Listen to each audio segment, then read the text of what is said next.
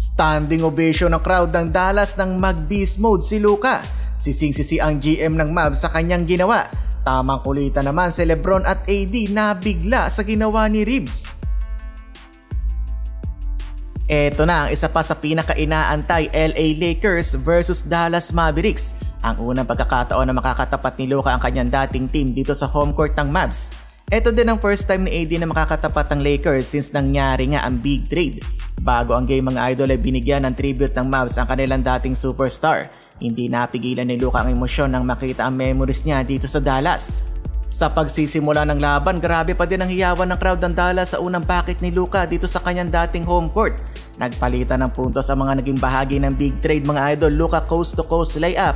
Bawi agad si AD ng two-handed dunk. Tingnan nyo tong ginawa ni Luka sa kanyang dating teammate na si Dereck Lively. Hinilo, mga idol, sabay step back 3.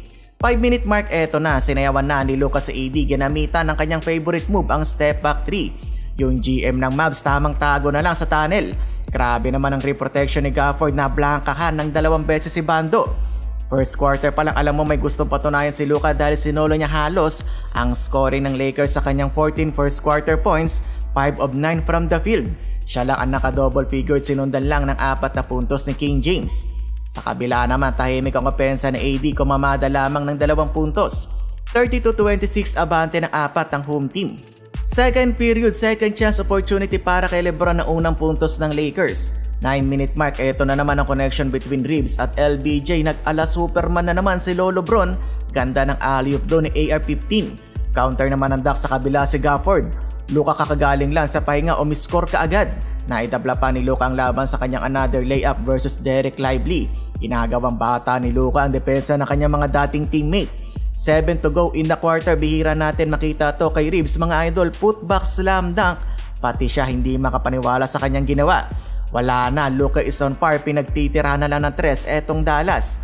Walang makapigil dito kay Luka, sinunod-sunod ang Dallas. Natapos ang first half, abante ng 3 ang Lakers. Luka with a total of 31 points in the first half. Pangatlo pa lang sa Lakers history ang nakagawa nito. Yung dalawa ay si Kobe at LeBron. Third period, mainit pa din ang palitan ng both teams, pero sa LeBron at AD tamang kulitan lang, mga idol. Sumali pa sa kulitan etong si Hayes na pinagtutulak sa AD.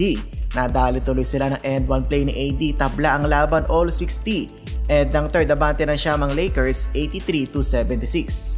Fourth period, labanan ng runs ang nangyari. Max Christie with a big block kay Bando. Nakakalamang pa nga ang Mavs. Clay na ipasok naman ng open 3 sa fast break, pero bago yan maalat ang shooting ni Thompson.